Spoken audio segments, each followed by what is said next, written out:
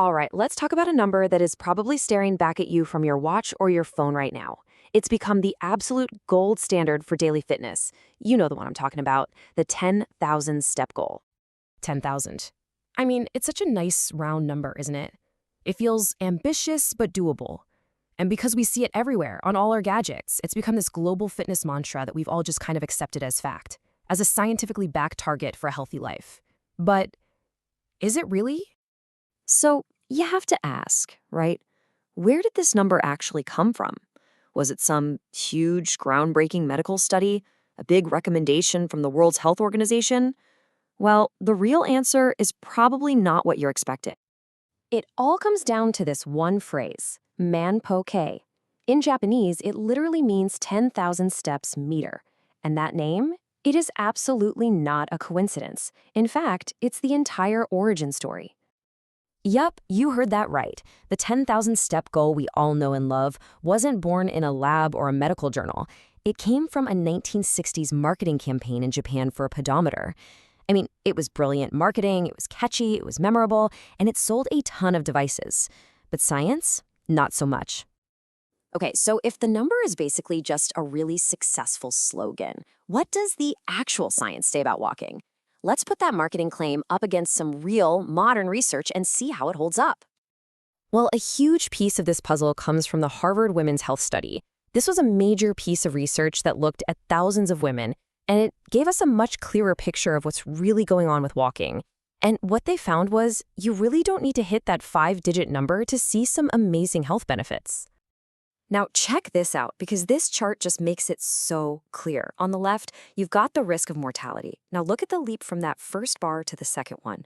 Women who were averaging just 4,400 steps a day saw their mortality risk drop a lot, compared to the women walking only around 2,700.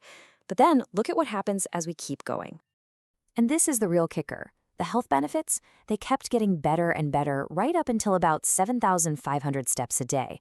After that, the benefits pretty much leveled off. Pushing yourself all the way to 10,000 didn't seem to add any extra advantage, at least when it comes to mortality rates. So the bottom line here is pretty simple. 10,000 steps is just an arbitrary target. It's not some magic number. And while it might be a perfectly fine goal for some people, for others, chasing that number can be more than just discouraging. As we're about to see, it can actually be dangerous. Okay, and this brings us to a really, really important part of this conversation. Because while walking is fantastic for most of us, for certain people, aiming for such a high number of steps can seriously do more harm than good. So there are some specific groups who need to be extra cautious and honestly should be getting professional medical advice before setting any kind of walking goal. We're going to look at 4 key examples here. People with unstable heart conditions, those with advanced PAD, anyone dealing with severe joint pain, and people recovering from recent surgery. First up, let's talk about someone with an unstable heart condition. Maybe they've had a recent heart attack. For them, pushing the body too hard can be incredibly dangerous.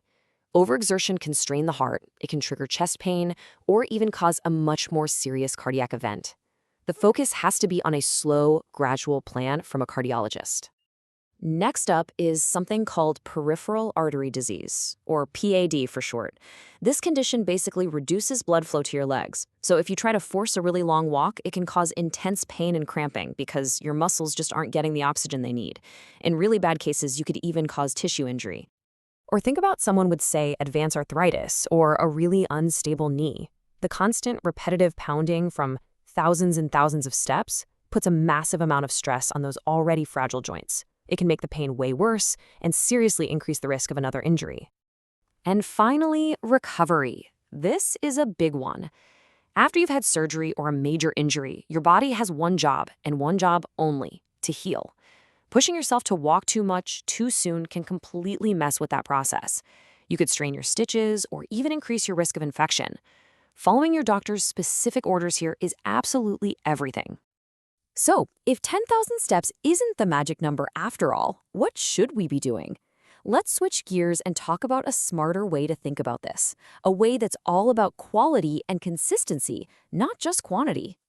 See, instead of getting obsessed with one single number, a much smarter approach focuses on 3 things. First, intensity. You want a brisk walk, one that gets your heart rate up. You know, the you can talk but you can't sing pace.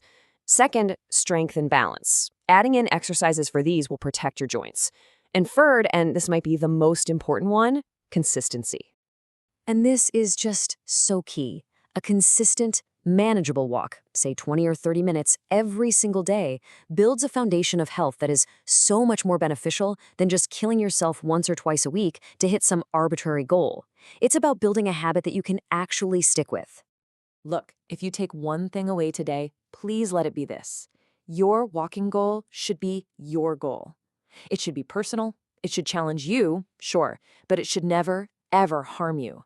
It needs to be about your health, not some number that was invented to sell a gadget more than 50 years ago. So, I'll leave you with this to think about. Go on, take a look at your own data. What's your daily average? But more importantly, how does that number actually feel for your body? Maybe, just maybe, it's time to set a new goal, one that's truly your own. Thanks for tuning in.